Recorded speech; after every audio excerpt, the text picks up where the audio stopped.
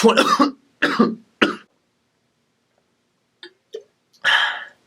Let's do this.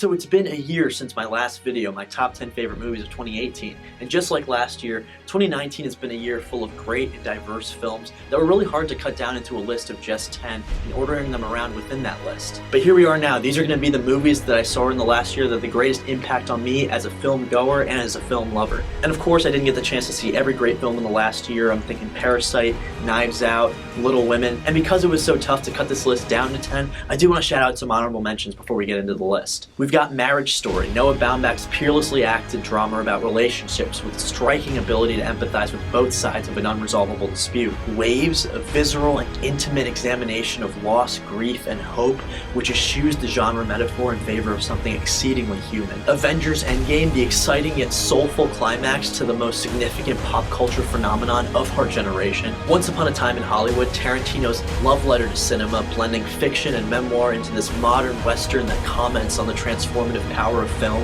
And Midsommar, an immaculately directed, sun-faded nightmare that explores the complexities of emotional abuse. So now that we got those out of the way, let's get right into it. Here are my top 10 favorite movies of 2019.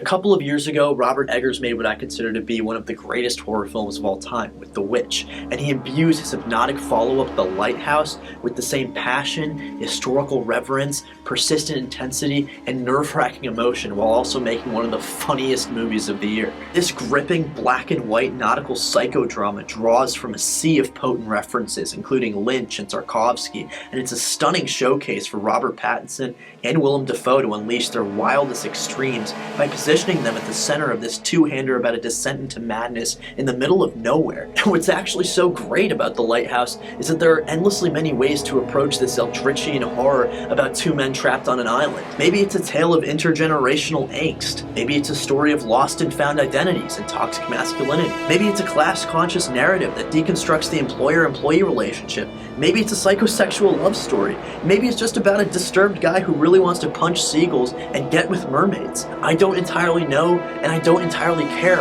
All I know is that I love Willem Dafoe spouting a paragraphs-long nautical curse at Robert Pattinson for not enjoying his cooking. This movie is nuts.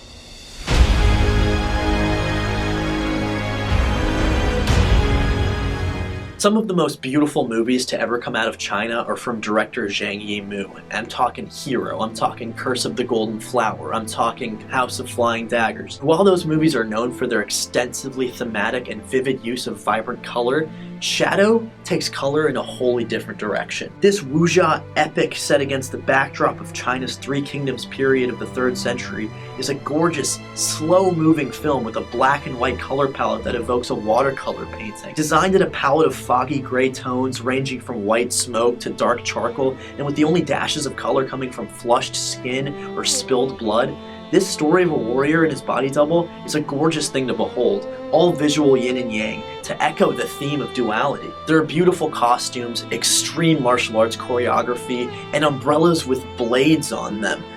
In short, it's sumptuous.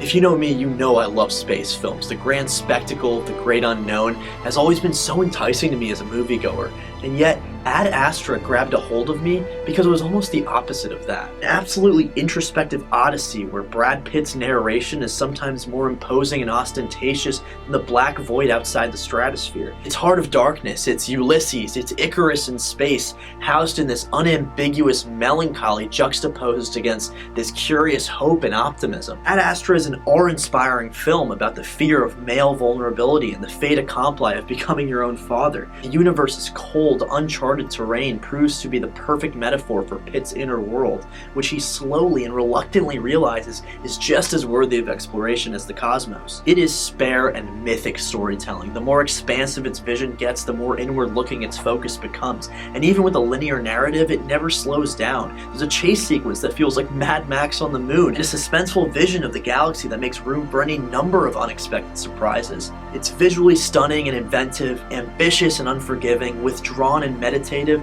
and through all this it manages to ponder the existential questions facing humanity, and brings it back to the humanity that we all need to face. That, above its epic depictions of space, is probably its real achievement.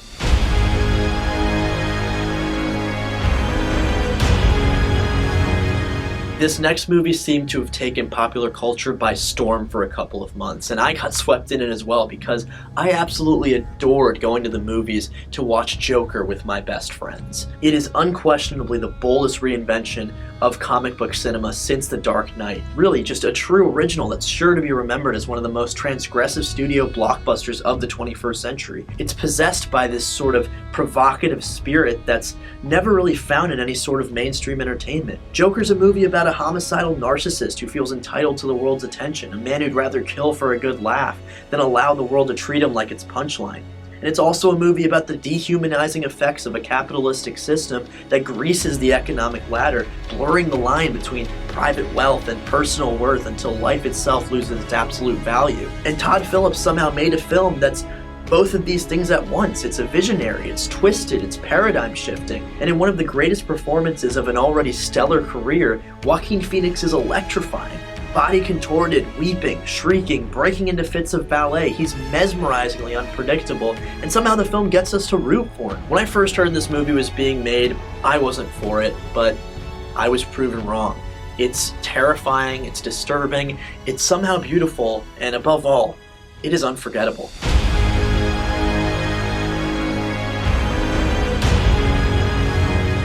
I am always rooting for Terrence Malick. The man is one of the most idiosyncratic filmmakers of all time, and yet some of his more recent films have made it difficult to defend his classics. But A Hidden Life is something special. It is a lucid and profoundly defiant portrait of faith in crisis. Following the tribulations of a German conscientious objector during World War II, it's an intimate epic about the immense strength required for resistance and the courage that it really takes for one to hold fast to their virtue during a crisis of faith, and in a world that may never reward them for it. It's without question the best thing that Terrence Malick has made since The Tree of Life. Not exciting, but rather absolutely raw, relishing more in the importance of unhistoric acts. The banality of the moments that dominate Malick's attention really help to reinforce that this is a moral narrative, not an emotional one, and Malick characteristically omits the major decisions that lead our protagonist to his fate, instead choosing to focus on the soul-searching that guides his decisions and the anguish that they cause. The entire movie seems designed to illustrate a certain thesis, one that I haven't fully unpacked yet,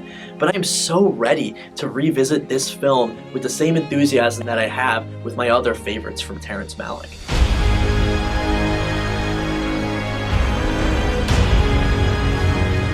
Talk about anxiety personified. Uncut Gems almost gave me a heart attack multiple times while watching it. Easily the most intense and one of the most immersive experiences I've had in a theater this year. It's also such a perfect confluence of circumstance and talent. The Safdie brothers just might be maniacal geniuses, continuing to master their craft in simple ways that feel revelatory.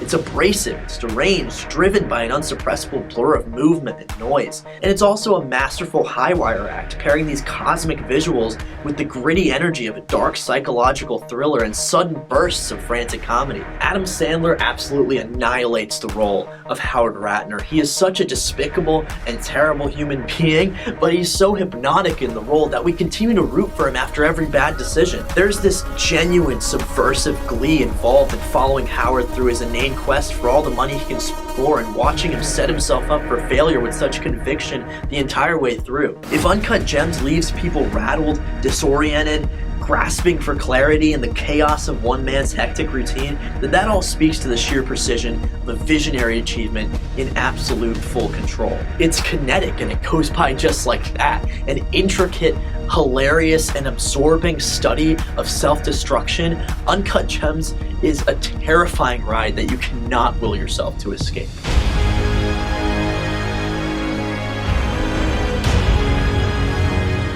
There is no one movie I had more fun watching in 2019 than John Wick Chapter 3. Oh my god, this is such a fun movie. Since the emotional tautness of its first film, the John Wick franchise has evolved into this gorgeous action epic about a Byronic hero, one that draws from director Chad Stahelski's many influences, including, but not limited to, Renaissance art, Greek mythology, pulp, spaghetti westerns, Kurosawa, Bertolucci, and Kung Fu. This franchise excels on so many levels, with so much going on. These movies ensure that there's a little bit of something for everyone. And for me, the major draw is the lore. I can't get enough detail on the Continental, the Code, the High Table, the subgroups, all of it. I want to gobble up every bit of information that I can. At the same time, I love that they only give us tidbits with each new film. Chapter 3 is no different. It still brought stellar action sequences, exciting new characters, insanely inventive visuals, a brand new vendetta, and 2 really awesome new dogs. I want 12 more of these movies.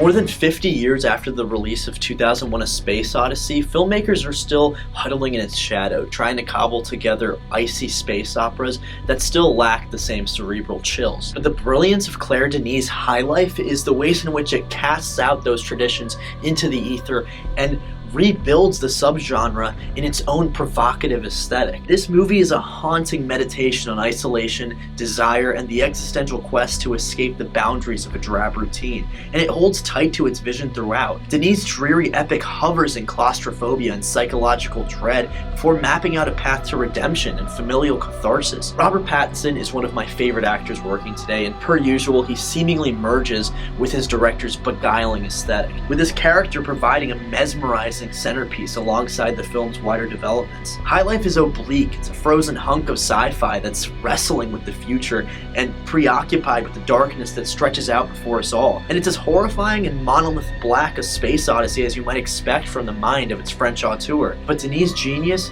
is really actually in her ability to find the tender spots in even the most apocalyptic of circumstances. And what I would consider to be her best film of the last decade is all the more powerful for the ways that it finds hope and light in the face of all the darkness that it presents us with.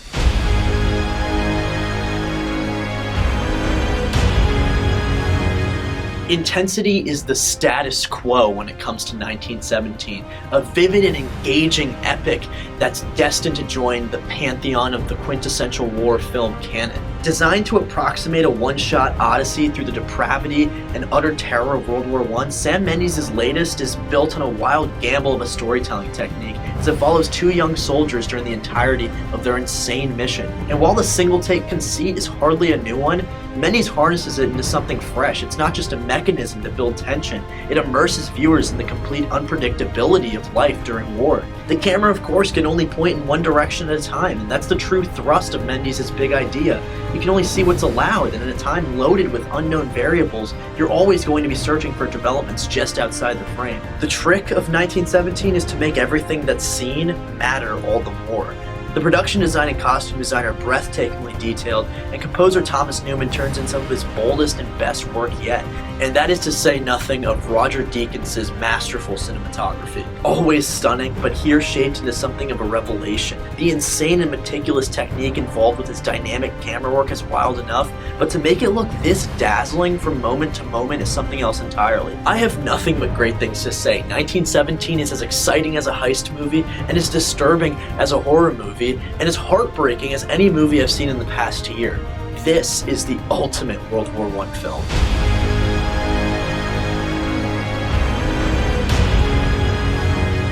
Number 1, Portrait of a Lady on Fire. This is the kind of film that slowly washes over you, sweeping you up into the waves of its exquisite atmosphere and never preparing you for how the story will end. Deliriously moving, it's laser focused on the space between having something and keeping something, and director Celine Sciamma visualizes that space by creating a sliver of distance between her characters and their shadows, and she fills up that distance by using the language of cinema to fill the gaps. An enchanting, fantastic paint to forbidden love, the movie builds to a series of thrilling operatic moments, catapulting the story from the boundaries of its setting to achieve a timeless ecstasy.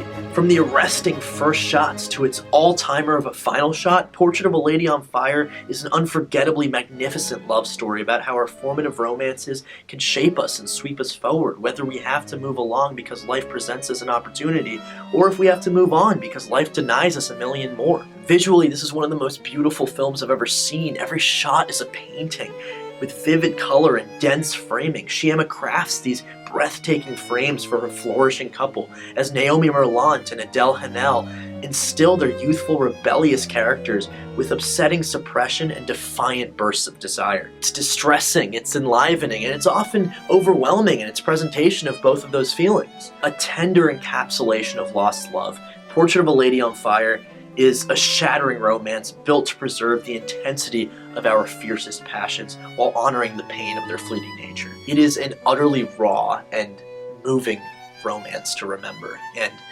that is why it's my favorite movie of 2019.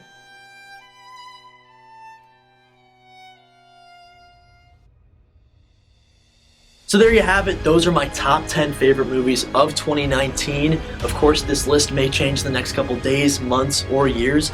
And who knows, maybe I make another video in the next couple of months. We'll see what happens. But until then, thank you so much for watching.